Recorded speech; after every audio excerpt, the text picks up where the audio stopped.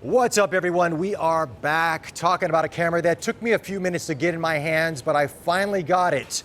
It is the Fujifilm X100V. I gotta tell you, it's beautiful. This could be Fujifilm's most beautiful camera to date, but what it's like to use, let's talk about it.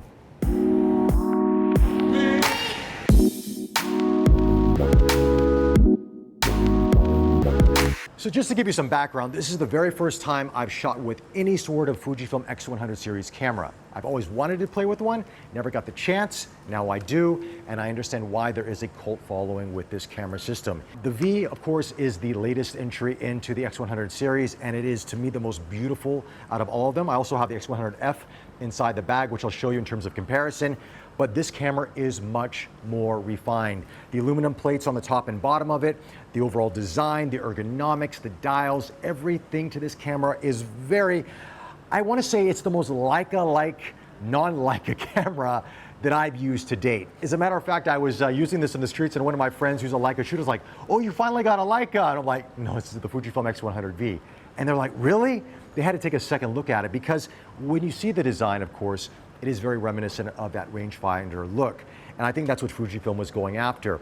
But it also reminds me a little bit of those Japanese rangefinder Canons, the Nikon S3, the Canons. It has all that DNA into this, of course, with the latest technology.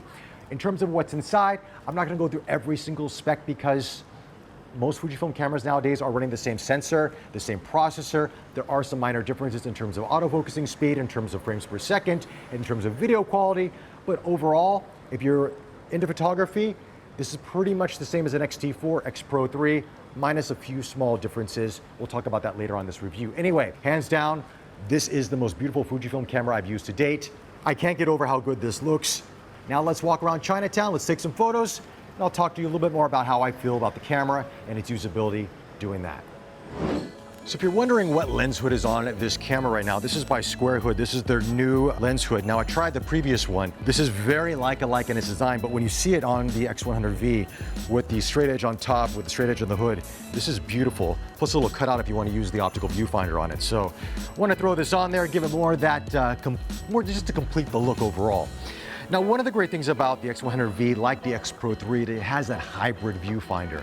Now, some people love to shoot with the optical viewfinder. Personally, for me, the EVF on this with a 3.69 million dot EVF is more than adequate. I don't even use the optical viewfinder, to be honest, because sometimes I'm shooting in these film modes, or if I'm using certain recipes, I want to see what the image looks like to see if it actually works or not based on the color profile that I chose. Whereas with the OVF, you're guessing, which there's a beauty to that as well. It's like almost like shooting film or like an older classic camera, but nowadays, I like to embrace technology a little bit more, so the EVF is where I want to be. Also, one of the great things about the X100V is the fact that you can actually flip out this display. And it's a beautiful design. It is so slim, you almost forget that you can do that, but you can do some waist level view photography, case in point.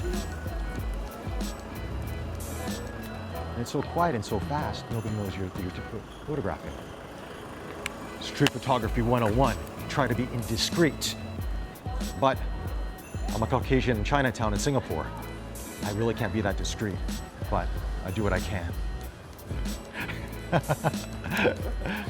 But anyway, besides that though, the camera is fast. The autofocusing, as I mentioned, it's not as fast as, let's say, the X-T4. That is the fastest autofocusing system out of Fujifilm's lineup currently. But it's more than adequate. I would say it's around that X Pro 3 level. The eye tracking is great.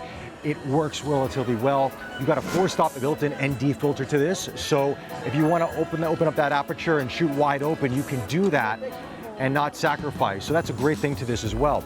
But we got to talk about this lens. This 23f2 lens is a new design designed for the X100V. It is different from the other 23f2 lens that Fujifilm has out there. And this lens is sharp.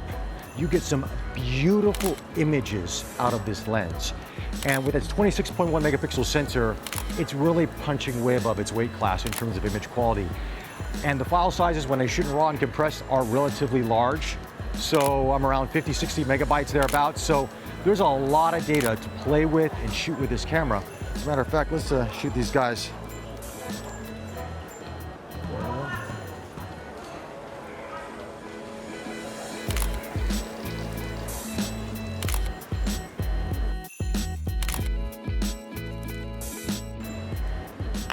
They look very serious in their game.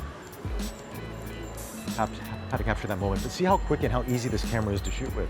It's non-intrusive, and that's one of the things I love about a rangefinder style camera, is it's not intimidating to people when you want to ask them for a photograph or just want to shoot them in a moment, versus having a large DSLR or large mirrorless camera system.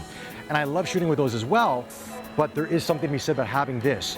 And for a lot of people out there, if you're looking for one camera system that fixed lens, you can put the lens converters on this, so you can go ultra wide angle or a little more of a telephoto look to it. You can do that with this X100V, and you pretty much got everything covered for street photography or for travel or just a daily camera. Speaking of which, let's talk about video for a second. This camera actually has really good video functionality to it. Now, it is a very light camera system, so it doesn't have IBIS. So if you want to do any sort of video work, you better have a gimbal or a tripod or have really steady hands, because you're going to get some camera shake. If you like that look, it looks great on this. But you can do 10-bit external recording on this. You can do 8-bit internal, 420. Now, people talk about Sony and Canon right now when it comes to video, but don't discount Fujifilm at all. They have really good video quality. They got high bit rates to their files, and the detail, the overall image quality, that you want to throw the eternal profile on it, this is really solid video. Anyway, we're gonna walk around here, take some shots here of this temple here in Chinatown. There's construction going on. It's always like this in Singapore. There's always construction, so I'll shut up now, take some photos, and we'll talk about this camera in just a short bit.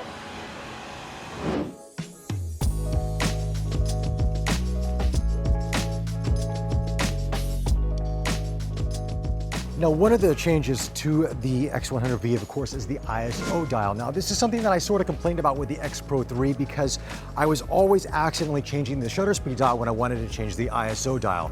It just wasn't really, to me, it didn't work as well as it could. It seems that they addressed that with the X100V, because this ISO dial is very easy to change if you want to. Now, for the most part, I leave it in A mode and I just change it inside the camera, but if you want to do it manually, it is much easier to do so than on the X Pro 3. Additionally, on the back of this camera, we no longer have a D-pad. Now, some people like or dislike this. I actually like it because it gives it a much more simplistic look. Now, I did watch a couple reviews where some reviewers were complaining about always having their thumb hit the joystick. This has not been the case for me. I've been using this camera for the past couple weeks. Again, everybody grabs a camera a little bit differently, and everybody's hands and ergonomics are a little bit different. So, to each their own, but to me, the joystick has not been an issue to me whatsoever. The improvements over this camera, over the X Pro 3, to me, are definitely welcome. So talking about the EVF OVF for a second here. Now, this is improved over the X100F, but when I first picked up this camera and used it, I realized it's a little bit small. So if you do wear glasses, you might find that the image is a little bit farther away from you than you would like. It's not a deal breaker. It is something that you do get used to. And this is something that happened with me on previous cameras that I've reviewed, but it's something to take note of. Speaking of which, the eye cup on this is a harder plastic than versus the X100F, which had a more of a rubber texture to it. Now, I do understand for durability, the plastic is much better. I do wish it was bigger though, because when you do put it up to the eye, there's nothing to really rest your eye on it. You just sort of have to hold it a little bit away and then take the shot. I wish you just had a little bit of a cup, or maybe there was an accessory that you could put onto the camera to give you that option. Anyway, these are not deal breakers or anything that's going to dissuade you from buying this camera. These are just some thoughts that have come to my mind after using this camera for the past couple weeks. Besides that, this is such an easy camera to take with you, and I keep saying that throughout this video because it is. Fujifilm has done everything right with this recipe. The size, the weight, the image quality, the functionality, it's all inside of this camera. Now, there will be some people who say, why does it have dual SD cards? Why doesn't it have this? Why doesn't it have that? It's not that type of camera. This is a street photographer's camera, first and foremost. Yes, it does video, but it is a street photographer's camera, and it's great for travel. It's great for going out there and just capturing moments as we're doing right now. And you'll see it for yourself. The images are fantastic. So whenever we do camera reviews, we get a lot of questions in the comment section about accessories, right? That's why I wanted to mention the Squarehood that I have here on the X100V. But in terms of camera bags, I'm actually testing out this bag by Moment and Fujifilm. This is a new bag that's launching around the 15th of October, around the time that you're watching this video. That's why I can show it to you. But it's a sling bag, which is well designed, it's water resistant, it's lightweight. It is really designed for your Fujifilm, your like X100Vs, your GFX systems out there. Really well made, magnetic latches to it. I like it. I really like this. I don't know the price point on this. We'll put a link in the description below. I have no skin in the game on this, but I just wanted to highlight this to you for any of you out there looking for a cool camera bag for your Fujifilm setup, or any camera for that matter. Check this one out by Moment. They're known to do a lot of different lenses, but for various different smartphones and filters. And I guess they make camera bags too. Anyway, that's it for the accessories. Now let's go into Lightroom and let's take a look at images shot with the X100V. We'll talk more about the image quality and my overall thoughts on the camera system. All right, guys, we're now in Lightroom taking a look at images I've taken with the X100V. We're going to look at the lens quality first because a lot of people are touting that this new lens is very sharp. Let's take a look at some sample images. Here's a picture of a dog. I believe it's a Chihuahua, but correct me if I'm wrong. Anyway, so let's punch in on this to see what it looks like. Here's before the edit and after the edit, by the way. So before the edit, let's go close up and we can see very sharp around the nose area. There's a lot of great detail captured here. I love the fall off going into the background. And my edit here is a little bit more aggressive. I wanted to really make the whites a bit punchier, the blacks a bit crunchier. The reason being is I love a photographer's work by the name of Alan Shaler, and he does a lot of great black and white photography with a lot of very strong whites and strong blacks, and that's something that I wanted to emulate here. I really like how this turned out, but again, edits are a personal preference, to each their own. Now let's look at another image in terms of sharpness. This is from Chinese temple here in Singapore, in Chinatown. This was taken at f2, and let's just go in on this a bit. Let's just go in on this and look how sharp this is through and through. Very impressive. And I was quite a bit of distance away from this rooftop or this peak on this temple here. So really happy with how this turned out. Now let's talk about dynamic range. Now that's one of the things about the X100V or a lot of Fujifilm cameras that a lot of people don't always talk about, but there is some very good dynamic range capabilities in these cameras. Case in point, here's a picture of these food stalls in Chinatown. Now at first glance, everything seems to be in focus. You can see the buildings in the background, the foreground, everything looks great. Here's what it looked like before the edit. Look how everything was blown out in the background here. You can barely make out any of these details in the skyscrapers, in the office buildings, and even in these shop houses here. But with some movement of sliders, we've got all this detail back. So there's a lot of recovery you can get in these files. There's a lot of information on pretty much any Fujifilm RAW file out there because they are quite large comparatively to other camera systems. So there is a lot of detail and a lot of information to gather. So there you have it, some decent dynamic range. Really happy how that turned out. Now let's talk about close focusing for a moment. Now this is not a macro lens, but you know what I mean? You can get some decent close-up shots. Case in point, take a look at this. I believe this is a Chinese stamp of some sorts. I cannot read Mandarin characters, but nonetheless can capture some great details here. And you know, if I wanted to crop it a little bit more, I could get some, you know, make this a pseudo macro shot. Now, it's not the same as having a macro lens, but you know, if you're in a pinch and you want to do a nice pseudo macro shot, the X100V can help you in that regard. Now let's take a look at some other images as well, just to kind of go over the overall image quality. We'll start from here. This is the guy cycling, just passing me through. Great separation. So there's a little bit of this 3D pop you're finding to this 23 f2 lens. Here's these gentlemen playing, I believe it's Chinese checkers. Correct me if I'm wrong, but just love these in the moment snaps. We just saw that photo. Here again is another close-up shot of these brushes in this shop in Chinatown. You can see the bouquet in the background. Great fall off, really happy with this. Just a guy sitting there cross-legged, wanting to shoot the scene between his legs. Sounds a little bit off, but you know what I'm talking about. Just here's some street art. A little bit of classic with modern with the car in front. We've seen that one. Here's this fried oyster stall in Chinatown. By the way, if you're into fried oysters, this is one of the best ones in Singapore, hands down. So just going through this street photography, and that's what this camera really shines at doing, is capturing these moments. Great details, great sharpness. Really happy with the performance of this camera system. There's really not much you can fault it for at all. It just really performs exceedingly well. So for this final shot, we thought we'd add a little bit more Tonelli into the mix, just to spice things up a bit. Anyway, final thoughts on the camera. As you can probably tell throughout this video, I really like it. This is one of my favorite Fujifilm cameras to date. The design, the build quality, the image quality, who this camera is built for and designed for, it's a home run.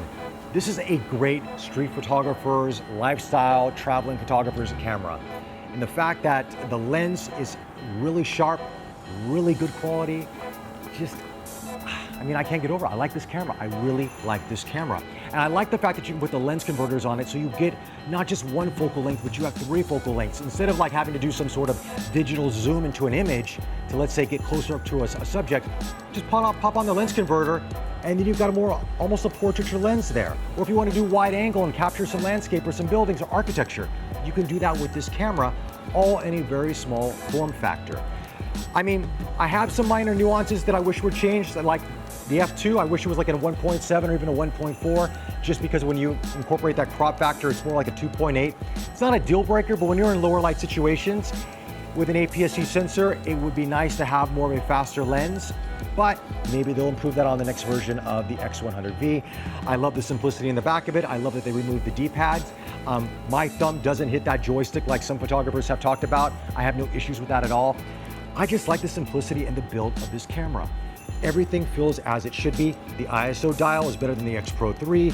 The switches, guys, if you're in the market for a camera like this, just take a look at the X100V. Trust me, you're gonna be really happy when you get this in your hands and take some photos with it. Anyway, those are my thoughts on the camera system. Let me know your thoughts in the comment section below. Like always, follow us on Facebook, subscribe to us on YouTube, like this video if you like it. It helps us out a lot. Be safe out there, and we'll chat to you soon. Take care.